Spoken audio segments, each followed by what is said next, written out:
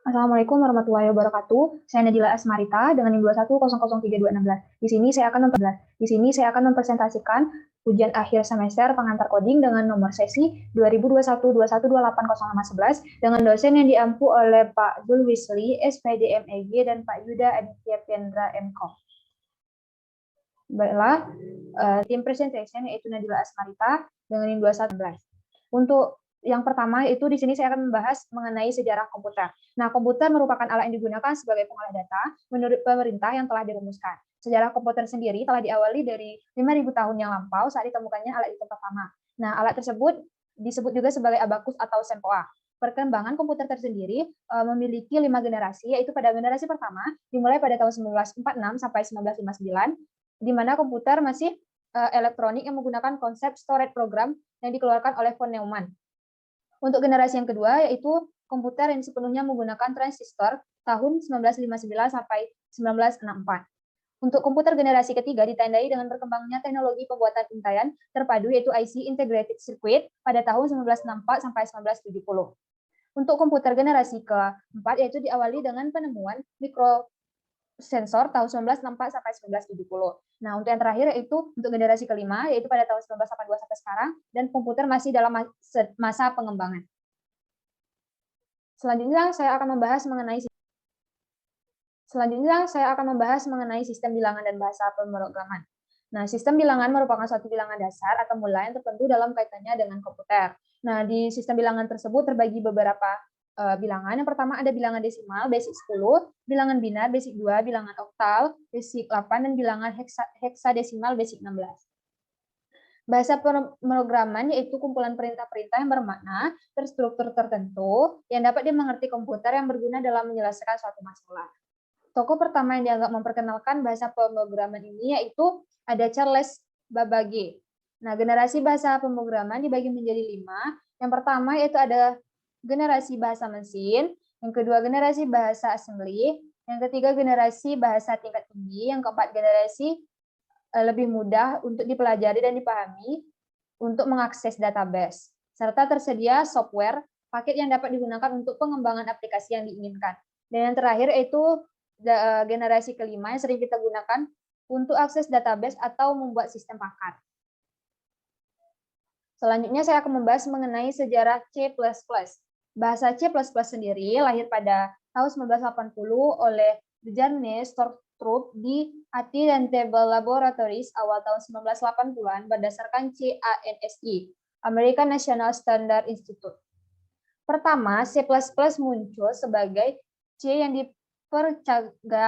dipercanggih dengan filsafat kelas. Bahasa tersebut disebut juga dengan C. Nah, pada tahun 1983 sampai 1984, C dengan kelas disempurnakan dan ditambahkan overloading atau operator yang awalnya dikenal dengan A, B, C dan diganti jadi C++ pada tahun 1983. Nah, simbol C++ sendiri adalah peningkatan dari C yang lebih canggih. Selanjutnya itu saya akan membahas mengenai bagian kode C++ dan variabel. Bagian kode C++ itu terdiri atas bagian pengarah kompiler atau fileholder yang berisi deklarasi baik berupa konstan, fungsi, kelas, namespace, dan sebagainya. Yang kedua yaitu ada bagian deklarasi dan bagian definisi yang merupakan statement yang tidak dapat dieksekusi. Dan terakhir yaitu ada bagian komputer program yang baik pada umumnya diberikan komentar yang akan membantu orang lain mampu membuat program itu untuk memahami program yang dibuat. Variabel merupakan pengenalan dengan nilai dinamis yang artinya nilai variabel dapat diatur sesuai dengan kebutuhan kita dalam suatu program. Selanjutnya saya akan membahas tipe data. Nah, tipe data yang digunakan untuk mewakili tipe nilai yang terdapat dalam program dalam bahasa C++.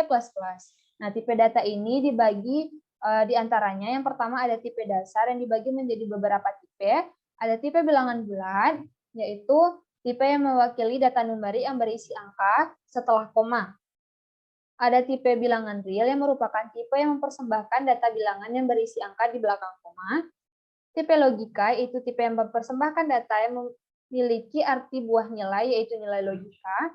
Yang keempat yaitu ada tipe string, yaitu tipe yang mempersembahkan data berbentuk karakter.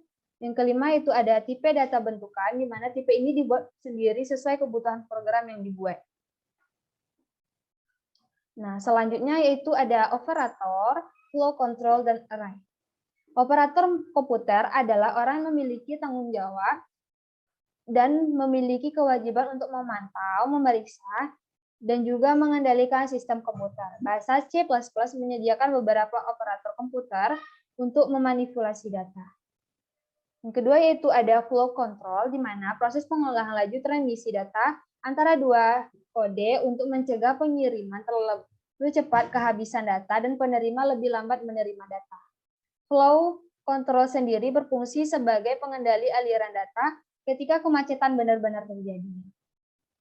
Yang terakhir ada array. Array merupakan variabel yang terbagi atas sekumpulan data di mana data itu memiliki tipe data yang sama. Data yang di-save di laman memori yang beda disebut elementary array dan mempunyai nilai indeks sesuai urutan dan indeks tersebut kita mengakses data-data.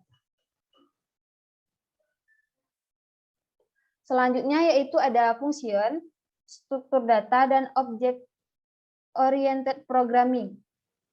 Function berarti fungsi.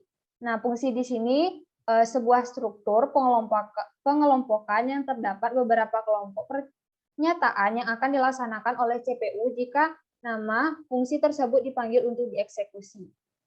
Struktur data merupakan cara penyimpanan, penyusunan, dan pengaturan data di dalam media penyimpanan komputer sehingga data tersebut dapat digunakan secara efisien. Dan object-oriented programming yaitu metode program yang fokus atau berorientasi pada objek yang ditentukan. Nah, di sini saya akan membahas tentang program C++. Yang pertama ada flowchart, yaitu di sini saya mengambil contoh flowchart program C++ yang membahas tentang peluang for. Yang pertama yaitu dimulai, selanjutnya dilanjutkan dengan inisialisasi variabel I sama dengan 0, dilanjutkan dengan kondisi dalam for I lebih kecil sama dengan 20, dilanjutkan dengan cetak variabel quotes kecil sama dengan I kecil dan N. Setelah dicetak, di instrument atau counter I++ atau I tambah 1. Setelah programnya berjalan, maka akan selesai. Nah, kode program dari hasil yang tadi, hasil screenshot dan perhitungannya di mana string include iostream using namespace std int main, dilanjutkan dengan for int I sama dengan 2, I lebih kecil sama dengan 20, I++. Dilanjutkan dengan count, lebih kecil dari I dan lebih kecil dari N, dan kembali.